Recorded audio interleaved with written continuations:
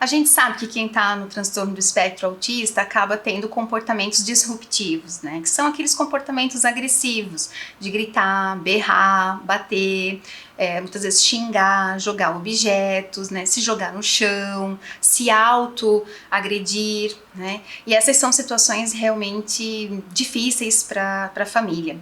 Então, como diminuir esses comportamentos? O primeiro passo, você precisa compreender a função desse comportamento, né? Então, a criança, ela quer algo com esse comportamento. Ela tem alguma necessidade por trás. Então, a gente precisa descobrir por que ela está fazendo esse comportamento, né? Qual foi o gatilho que gerou esse comportamento. Então, o primeiro passo é observar. Ao observar a criança na situação, então quando começou, como foi esse comportamento, que momento que extinguiu, a gente começa a descobrir a função dele, que pode ser uma função de comunicar. Então ela pode estar usando o choro e o grito para conseguir algo de você. Então, em vez de falar ou usar os gestos e a sua expressão facial para se comunicar, ela está usando o choro, o grito e o bater.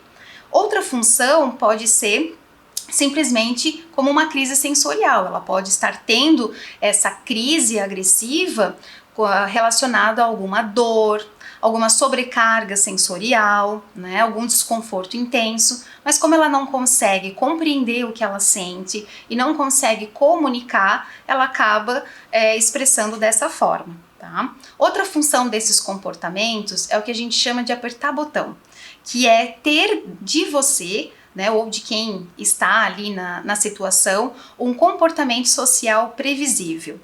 As pessoas que estão no espectro, elas têm desejo de interagir, né? Elas querem estar com outros, mas não sabem como, né? Não conseguem ter um planejamento, uma execução adequada. Por quê? Porque é muito difícil compreender as atitudes alheias, é difícil conseguir compreender o que o outro quer com as ações, prever a atitude do outro, compreender a expressão facial, os gestos, então imaginar o que o outro está pensando, sentindo, e a partir disso prever o comportamento da outra pessoa. Então, ao interagir, pode ser que tudo fica muito imprevisível, tudo muito intenso, e a criança fica sobrecarregada, fica ansiosa, e ela busca um meio de controlar a situação interativa. Então ela começa a criar comportamentos para ter uma reação previsível da outra pessoa. E o comportamento que geralmente gera essa atitude previsível do outro é um comportamento agressivo. Observe sua criança, né? Então, quando ela grita ou ela bate, geralmente você responde provavelmente da mesma forma, né? Não grita! Eu já disse para não gritar! Não faz assim! Não! Para!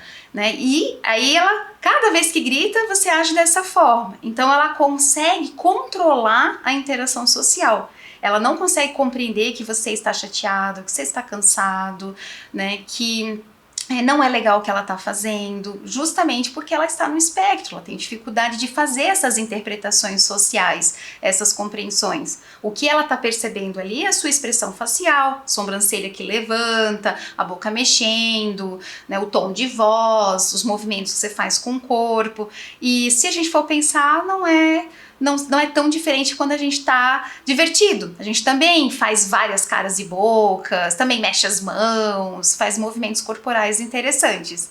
Então ela quer ver esse seu comportamento previsível novamente e ela consegue isso apertando o seu botão, digamos assim, como se ela tivesse um controle remoto lhe controlando. Cada vez que ela grita, ela tem essa reação previsível de você, né?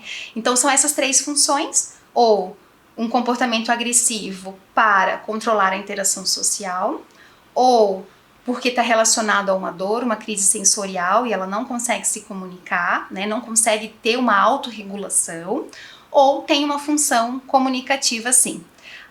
Juliana, e aí, como que eu posso distinguir de fato um comportamento do outro e como intervir, então, para conseguir os comportamentos adequados, extinguir esses comportamentos? Bom, aí isso você vai aprender em detalhes em como fazer no curso Autismo para Pais.